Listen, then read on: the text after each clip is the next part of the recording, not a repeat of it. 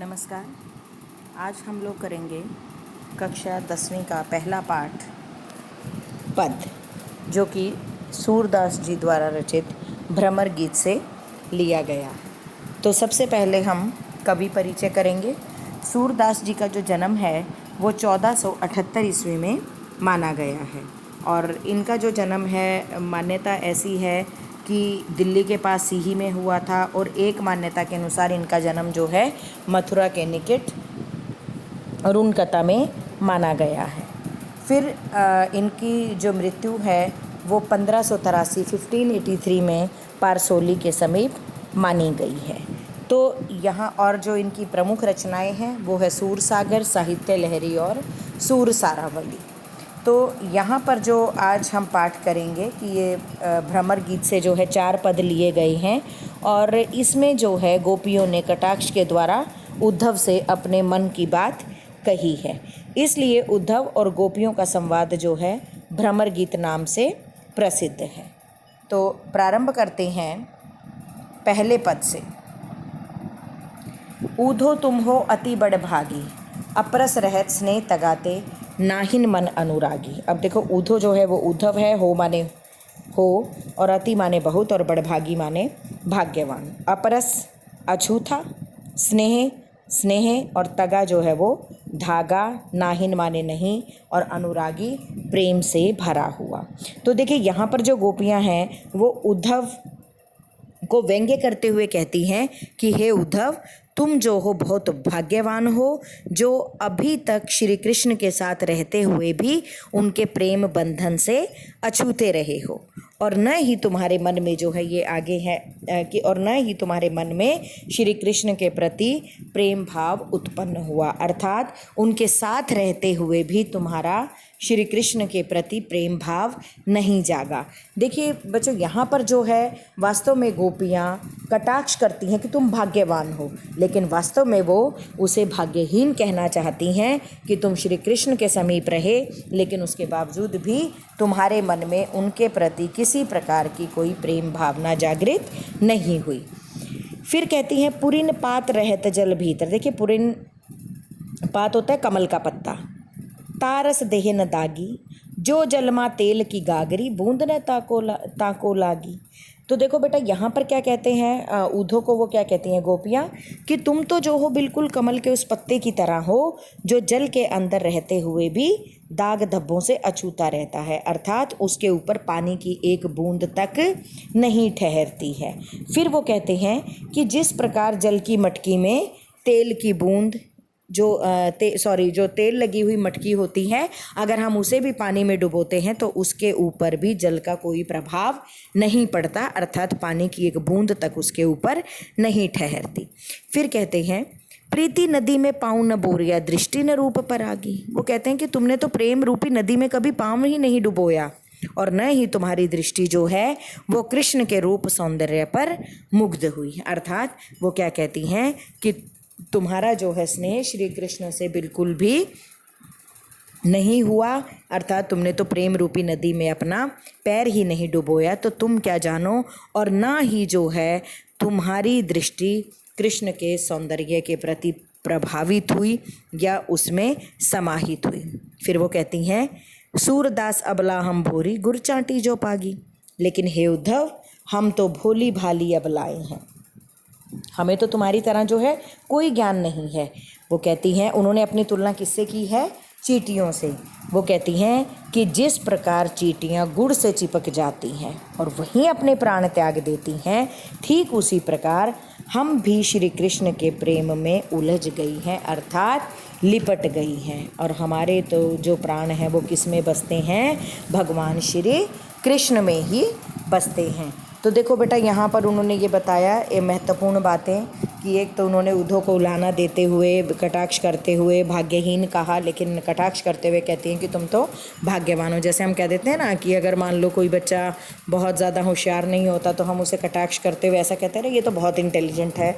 तो इसी प्रकार जो है गोपियाँ कटाक्ष करते हुए उद्धव को जो है वो बड़भागी कहती हैं, भाग्यवान कहती हैं, लेकिन वास्तव में वो उसे भाग्यहीन कहना चाहती हैं। फिर इन्होंने साथ ही ये बताया, उसकी तुलना की है कमल के पत्ते और तेल लगी मटकी से। वो कहते हैं कि जो कमल का पत्ता है वो पानी में रहता है लेकिन उसके ऊपर पानी की एक बूंद तक नहीं ठहरती, और तेल लगी मटकी को यदि पानी में डुबोया जाए तो उसके ऊपर भी पानी का कोई प्रभाव नहीं पड़ता। तो ठीक उसी प्रकार तुम भी हो कि तुमने प्रेम रूपी नदी में अपना पैर नहीं डुबोया है, अर्थात तुम श्री कृष्ण के प्रेम से अछूते हो। लेकिन वो अपने आप को किसके समान बताती हैं? अपने आप को जो है वो चींटियों के समान बताती हैं और कहती हैं कि जिस प्रकार चींटियाँ गुड़ में लिपटी रहती हैं वहीं अपने प्राण त्याग देती है, ठीक उसी प्रकार हम भी जो है भगवान श्री कृष्ण से लिपटी हुई है। इसके बाद है दूसरा पद यहाँ पर जो कही मन की मन ही मांझ रही, कहिए जाई कौन पे उधो, नाही परत कही अवधि आधार आस आवन की, तन मन बिथा सही। अब इन जोग संदेशनी, सुनी सुनी बिरहिनी बिरह दही, चाहती हुत्ती गुहारी, जित्ते ते उत्ते धार बही। सूरदास अब धीर धरी क्यों, मर्यादा न लही। अब देखिए यहाँ पर जो है बेटा गोपियाँ उद्धव से क्या कहती हैं? मन की मन ही मांझ रही, कि हमारे मन में तो ना जाने कितनी ही अभिलाषाएं थी, कितनी इच्छाएं थी जो हमारे मन में ही रह गई हैं।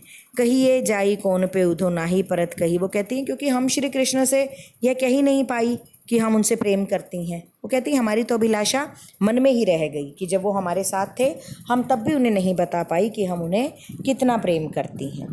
फिर कहती हैं अवधि अधारा सावन की, तन मन बिथा सही, कि हे उद्धव अब तुम ही बताओ कि हम अपनी यह व्यथा किसे जाकर कहें, और अब तक तो हमें उनके आने की आशा थी और जिसे हमने अपने जीने का आधार माना हुआ था। कहते हैं ना कि उम्मीद पर दुनिया कायम है, तो ठीक इसी प्रकार जो है हमारी आशाएं उनके आने पर टिकी हुई थी और उसी आशा के आधार पर ही जो है हमने अपने तन मन के दुखों को सहन किया हुआ था। अर्थात जो हम विरह की आग में जल रही थी हमने उसको सहन किया हुआ था। हमें उम्मीद थी कि एक ना एक दिन तो वो अवश्य ही आएंगे। लेकिन अब क्या हुआ है? अब इन जोग संदेश सुनी सुनी सुनी बिरहिनी बिरह दही। वो कहती हैं कि अब उनके द्वारा जो भेजा गया योग का संदेश है उसे सुनकर हम विरह की ज्वाला में जल रही हैं, कि अब तो हमें जो है और भी ये चीज़ परेशान कर रही है। योग के संदेश को सुनकर हम विरह की ज्वाला में जल रही हैं। ठीक है। चाहती हुत्ती गुहारी, जितते ही ते उत्ते धार बही। वो कहते कि हमें जो है हमने श्री कृष्ण के विरह की ज्वाला से अपनी रक्षा, हमने श्री कृष्ण के आने को जो है, और भगवान खुद श्री कृष्ण को ये समझा था कि वो हमारा सहारा है, हमारी ज्वाला को शांत करेंगे। लेकिन अब क्या करें? उधर से तो योग का संदेश मिला है, अर्थात योग की धारा बह रही है, तो अब तो हमारी सारी उम्मीदों पर पानी फिर गया है। सूरदास अब धीर धरही, क्यों मर्यादा न लही। वो क्या कहती हैं? सूरदास गोपियों के माध्यम से क्या कहते हैं कि अब जब श्री कृष्ण ने ही सारी मर्यादाओं को तोड़ दिया है, उनको त्याग कर दिया है, तो हम भला कैसे धैर्य धारण कर सकते हैं। अर्थात अब तो जो है हमें भी मर्यादा तोड़नी ही पड़ेगी, अर्थात हमारा धैर्य भी अब जवाब दे गया है। इसके बाद है अगला जो आपका तीसरा है, हमारे हरि हारिल की लकड़ी, मन क्रम वचन नंद नंदन उर, यह दृढ़ करी पकड़ी, जागत सोवत स्वप्न दिवस निसी, कान्ह कान्ह जकरी। अब यहाँ पर बेटा गोपियाँ जो है वो उद्धव से कहती हैं कि हमारे श्री कृष्ण तो हमारे लिए हारिल पक्षी की लकड़ी के समान है। बेटा यहाँ पर मैं आप लोगों को बताना चाहूँगी, हारिल एक ऐसा पक्षी है जो अपने पैरों में लकड़ी दबाए रहता है, उसे कभी भी नहीं छोड़ता। अगर उसे छोड़ता है तो उसके प्राण ही चले जाते हैं, अर्थात वह लकड़ी उसके जीवन का सहारा होती है। तो गोपियाँ भी क्या कहती हैं कि हमारे लिए भी हमारे जीवन का सहारा श्री कृष्ण है। ठीक उसी प्रकार जिस प्रकार हारिल पक्षी के लिए उसके जीवन का सहारा लकड़ी होती है। फिर कहते हैं कि भाई जिस प्रकार जो है हारिल पक्षी अपने पैरों में दबाई लकड़ी को नहीं छोड़ता, उसी प्रकार हमने भी मन वचन और कर्म से श्री कृष्ण को दृढ़तापूर्वक अपने हृदय में बसाया हुआ है। जागत सोवत स्वप्न दिवस निसी, कान्ह कान्ह जकरी। वो कहती हैं कि हम तो जागते सोते सपने में और दिन रात जो है कान्हा कान्हा रटती रहती हैं। सुनत जोग लागत है, सो जो करवी ककरी, कि हमें जो है जोग का नाम सुनते ही ऐसे लगता है कि जैसे मुंह में कड़वी ककड़ी चली गई हो। अर्थात वो कहती हैं कि जिस प्रकार कोई व्यक्ति कड़वी ककड़ी नहीं खा सकता, ठीक उसी प्रकार जो है हम भी इस योग को ग्रहण करने में सक्षम नहीं हैं। सूतो व्याधि हमको ले आए, देखी सुनी न करी। फिर वो क्या कहती हैं कि हे उद्धव, तुम तो योग रूपी जिस बीमारी को हमारे लिए लाए हो उसे हमने न तो पहले कभी देखा है, न उसके बारे में सुना है, और न ही इसका ऐसा कभी हमने व्यवहार करके देखा है। तो यहाँ पर वो क्या कहती हैं कि तुम तो ये योग रूपी बीमारी हमारे लिए ले आए हो जिसे हम सहन नहीं कर सकती। यह तो सूर तिन्हीं ले सौंपो जिनके मन चक्री। सूरदास गोपियों के माध्यम से क्या कहते हैं कि इस योग को तो तुम ऐसे लोगों को जाकर सौंप दो जिनका मन चक्री के समान चंचल है, अर्थात जिनका मन एक स्थान पर स्थिर नहीं है। और फिर वो क्या कहते हैं कि गोपियाँ क्या कहती हैं कि हमारा मन तो स्थिर है और वो तो हमेशा ही श्री कृष्ण के प्रेम में रमा रहता है। बेटा बोर्ड के पॉइंट ऑफ व्यू से भी ये पैराग्राफ काफ़ी इम्पॉर्टेंट है। तो इसमें क्या बताया है गोपियों ने कि हारिल का जो पक्षी है उसी हारिल पक्षी के लिए जिस प्रकार लकड़ी उसके जीवन जीने का सहारा है, ठीक उसी प्रकार हमारे लिए श्री कृष्ण हैं। फिर उन्होंने योग को जो है रोग के समान बताया है और उसे कड़वी ककड़ी के समान बताया है कि जिस प्रकार कड़वी ककड़ी नहीं खाई जा सकती, ठीक उसी प्रकार जो है हम भी योग को ग्रहण नहीं कर सकती।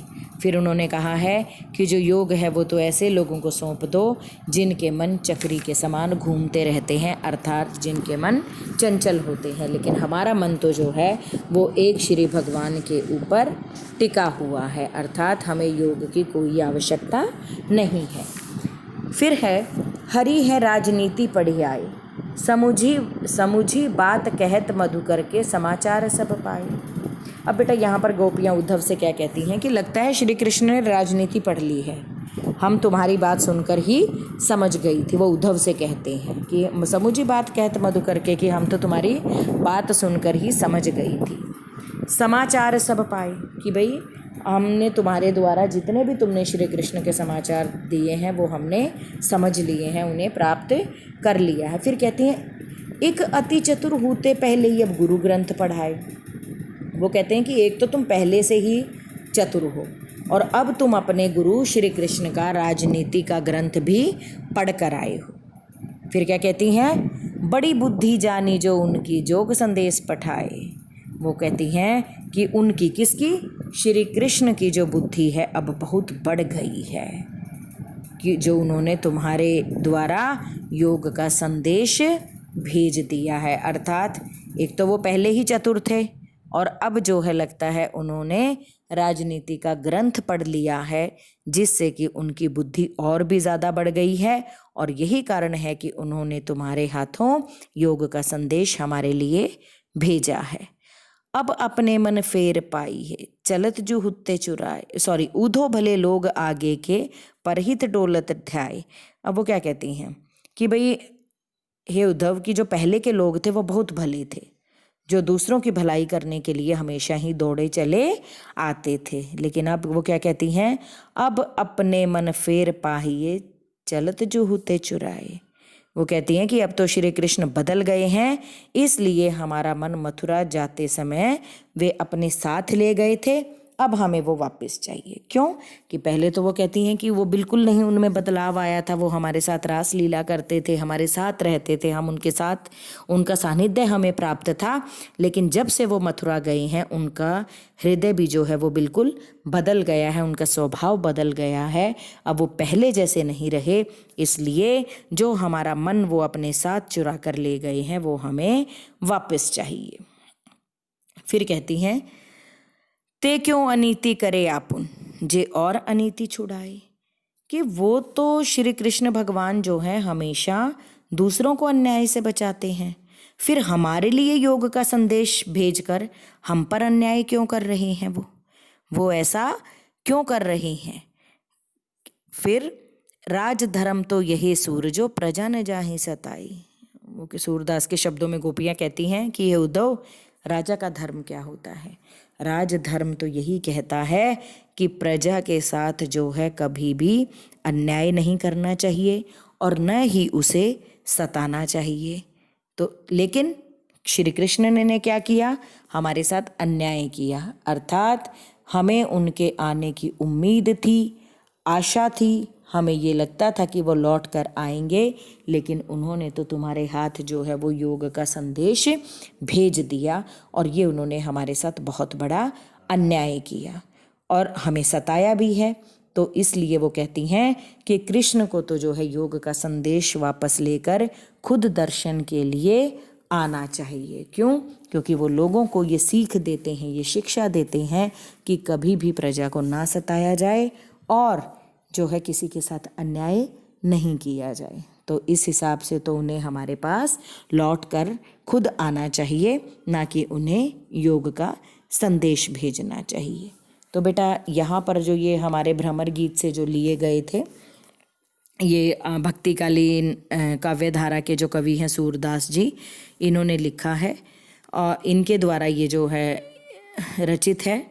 तो यहाँ पर जो है बेटा ये जो पूरा का पूरा, वैसे तो सूरदास जी ने जो है कृष्ण लीला से संबंधित पदों की ही रचना अधिकतर की है और सूर सागर में की, जो कि उनकी लोकप्रियता का प्रमुख आधार है। और वैसे बेटा वो श्रृंगार और वात्सल्य रस के कवि माने जाते हैं।